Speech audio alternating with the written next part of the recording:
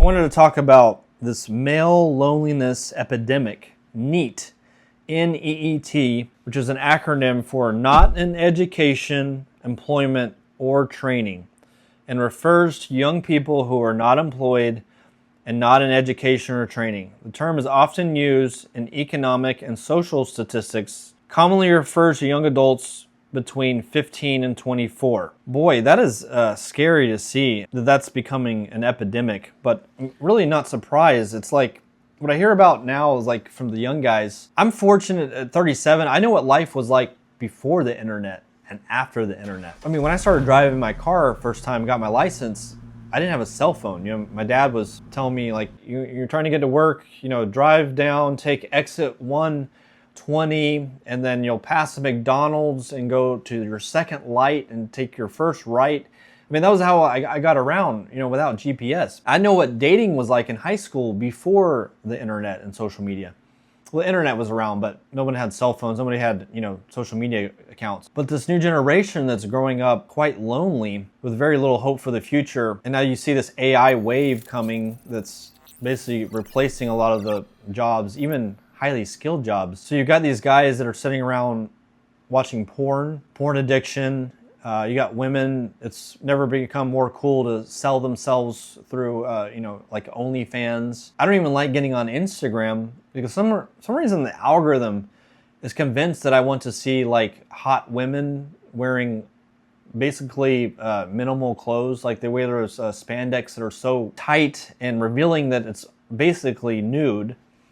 And the algorithm thinks I want to see that, and I don't want to see that anymore. And I guess because I've clicked on it once or twice, I'm just so intrigued that how could you not click on it? Then I'm always like, I don't want to see that. Yeah, but women are incentivized to do that because they get a lot of clicks and they get a lot of, money from it, right? I mean, how many women, when you go on Instagram, you see women with hundreds of thousands of followers, all simps. And these women have no talent. They're offering nothing to the world besides revealing themselves in a seductive way.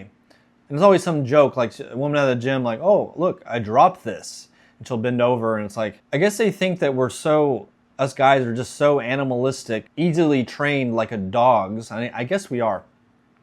I guess we really are. What do we do? I think, man, we can fight it. I mean, on a personal level, everybody can start to take responsibility for themselves. That's where it starts. But this NEET, I'd love to hear you guys' thoughts on this in the comment section, but I didn't realize it was like getting this bad, especially for these young guys. I guess they're really caught up in video games, porn, and isolation. I mean, I really do think becoming an expat is probably like one of the best ways to combat something like that, is like force yourself to get out of your comfort zone by going and traveling and taking trips abroad. Because a lot of people glamorize travel, and it's actually not as easy as you think. Because I actually know a lot of guys that could go and travel and live abroad, but they don't. It's almost like they're glued to the comfort of their own couch and the remote. They're scared of uncertainty, and it's a lot of uncertainty is traveling. I've had crazy travel experiences, even going through airports, landing in countries like Egypt, and I love Egypt, but everybody's just hustling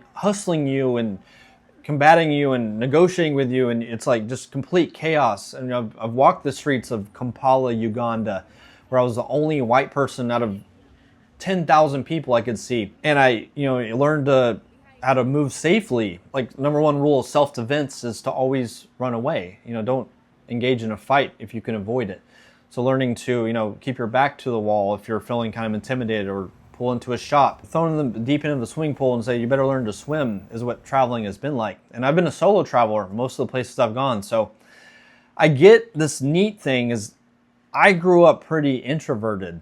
I really am an introvert. So like this whole YouTube, even clicking record, especially when I got started, was very intimidating to me. That's how you grow, man. You take on things you're uncomfortable with, challenge yourself. That's kind of the way out, and becoming an expat has been that for me. But if these guys are sitting here with no education, no employment or training, I mean, that's a scary thought. And AI, I feel like, is only going to make this worse because, well, AI is basically like becoming the biggest shortcut ever. And think about if we had AI back in school. I wrote research papers, right, and had to sit down and study the hard way. Now, I mean, you can generate a research paper really easy. I'm curious, I'm not in the loop. I don't know how teachers and universities are combating that. And then you got no employment. I was a software developer, and I heard Zuckerberg say that, you know, their AI is already producing at levels of a senior software developer, better, cleaner code than I could have ever written, you know? And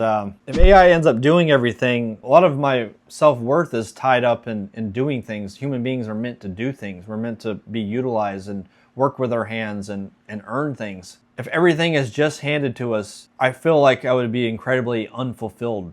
Thank you guys so much for watching this video. Please hit that like button and subscribe to the channel, and I'll see you in the next video. Ciao.